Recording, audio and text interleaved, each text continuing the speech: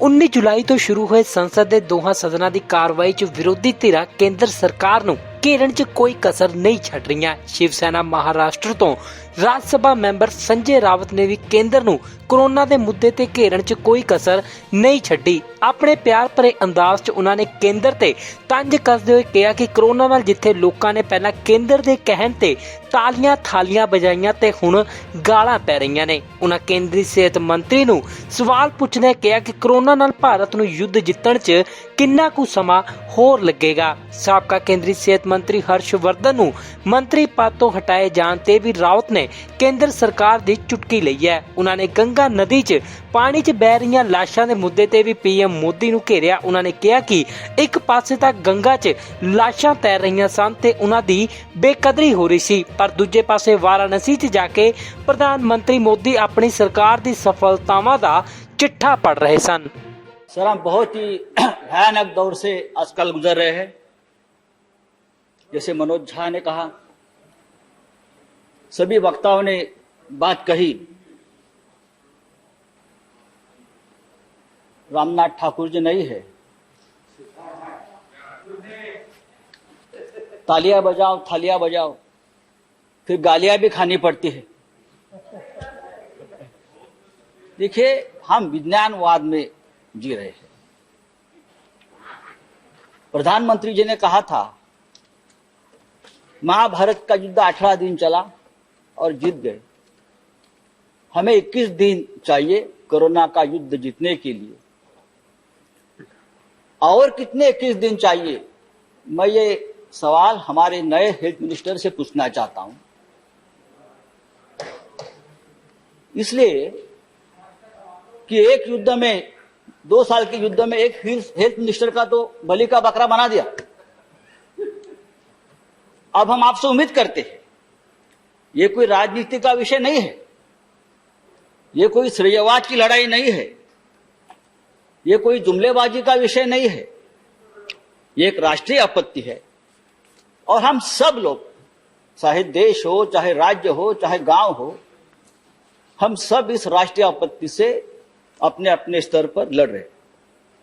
हम सभी ने यहां जो बैठे, हम सभी ने इस काल में किसी ने किसी को नजदीक व्यक्ति को खोया है, चाहे परिवार में हो, चाहे मित्र हो, चाहे यहां के हमारे साथी हो। यहां राजू सातव जी, अहमद पटेल जी, महापात्रा जी, सुरेश आंगड़ी जी, वहां लोकसभा में एक्स मेंबर्स, सभी को हमने खोया है। और तकलीफ है, राजीव सातव तो 2 दिन पहले हमसे बात कर रहे थे हॉस्पिटल से वीडियो कॉल पे। 2 दिन पहले हमसे बात की उसने। ऐसा मंजर हमने कभी नहीं देखा। स्मशान में 24-24 घंटे तक मृतकों की कतार लगी रही थी। एम्बुलेंस 2-2 दिन स्मशानों के बाहर एम्बुलेंस लगी रहती थी। गंगा के जहां जहां गंगा का प्रवाह चलता है, पटना तक, बंगाल तक, जहां वहां तक ये कोरोना के जो मृतों के शरीर तैरते तैरते वहां तक जाते थे हजारों। लेकिन कल वाराणसी में हमारे प्रधानमंत्री जी गए, वहां बहुत प्रशंसा की। वाराणसी में तो सबसे ज्यादा, देखिए क्या गंगा मैया झूठ बोल रही थी, जो अपने साथ इतने शवों को लेकर हमारे सामने आ रही थी। गंगा मैया तो झूठ नहीं बोल रही थी। जिस तरह से, जी हाँ, और जिस तरह से गंगा के किनारे, जिस तरह से गंगा के किनारे हजारों शवों को दफनाया गया जैसे भी लाकर, वो हम सबने देखा है, पूरे विश्व में देखा है। और इस शवों का अपमान, डिग्निफाइड मौत नहीं मिली उनको, अंत संस्कार नहीं हुआ। इंडियन पिनल कोड 297 जहां लिखा है कि शवों का अपमान नहीं होना चाहिए, वो गैर कानूनी है और अपराध दंड है। लेकिन हमने हजारों शवों को इस तरह से फिर एक बार मारा है, कुचला है और अपराध किया है। ये किसकी जिम्मेदारी है? मैं किसी एक व्यक्ति को, एक सरकार को दोष नहीं देता हूं। बात सिस्टम की है और सिस्टम के पीछे जो व्यक्ति है उनके बारे में है। लेकिन सरकार से हमारा सवाल है कि आप आंकड़ा क्यों छुपा रहे हो? कितने लोग हमसे बिछड़ गए, आप बताइए, सही आंकड़ा बताइए। जो रिपोर्ट्स जो रिपोर्ट्स है वो सरकारी आंकड़े से ज्यादा है। सही बताए, देश में देखिए महाराष्ट्र और राज्य की बात छोड़ दीजिए। चेयर को एड्रेस कीजिए। हाँ चेयर, देखिए आप प्लीज उनको बताइए। नहीं प्लीज आप एड्रेस करो। आज भी लॉकडाउन चल रहा है सर। लॉकडाउन का अपना एक दर्द है, लेकिन सिर्फ लॉकडाउन यही एकमात्र उपाय या मात्रा नहीं है। बात अगर हम वैक्सीनेशन की करते हैं तो पूरे, अरे महाराष्ट्र तो करेगा, महाराष्ट्र तो सबसे ज्यादा है। सुप्रीम कोर्ट ने कहा है महाराष्ट्र मॉडल पूरे देश में लगाइए। आप लगाएंगे? ये सुप्रीम कोर्ट का आदेश है कि मुंबई मॉडल को आप इस्तेमाल करिए। ये मद्रास हाईकोर्ट का आदेश है कि मुंबई मॉडल को आप ऑक्सीजन के डिस्ट्रीब्यूशन और कोविड सेंटर के बारे में जो कहा है आप पढ़ लीजिए सुप्रीम कोर्ट का ऑर्डर। आप क्या मुझे बता रहे हो महाराष्ट्र? आप आकर देखिए महाराष्ट्र की सरकार क्या कर रही है। आप आकर देखिए एक बार। संजय जी आप समाप्त कीजिए।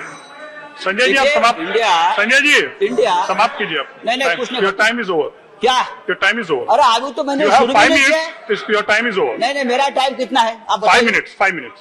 तो 5 मिनट नहीं हो गया? नहीं हो गया, 5 मिनट नहीं हुआ। यू स्टार्टेड ऑन आपका टाइम 3 पर।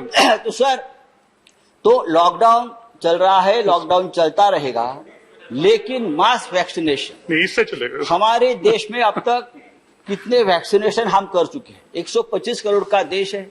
कितने % हम वैक्सीन अब तक कर चुके हैं? आज भी देखिए पूरे देश में चाहे महाराष्ट्र के कुछ शहर हो, चाहे बिहार हो, चाहे उत्तर प्रदेश हो, वैक्सीनेशन की शॉर्टेज है। थैंक यू संजय जी। आज भी वैक्सीनेशन सेंटर पर लोग दंगा कर रहे हैं। Thank you Sanjay ji. Next speaker. नहीं और हमने 6 करोड़ वैक्सीन विदेश में भेज दिए। हमने 9,000 मेट्रिक टन ऑक्सीजन विदेश में भेज दिया है। नहीं आप समाप्त करिए प्लीज। इससे हमारी हेल्थ केयर की पूरी पोल प्लीज समाप्त कीजिए आप। Sanjay ji next speaker is आप ये हम तीसरी लहर अशोक सिद्धार्थ। हम तीसरी लहर की बात श्री अशोक सिद्धार्थ जी।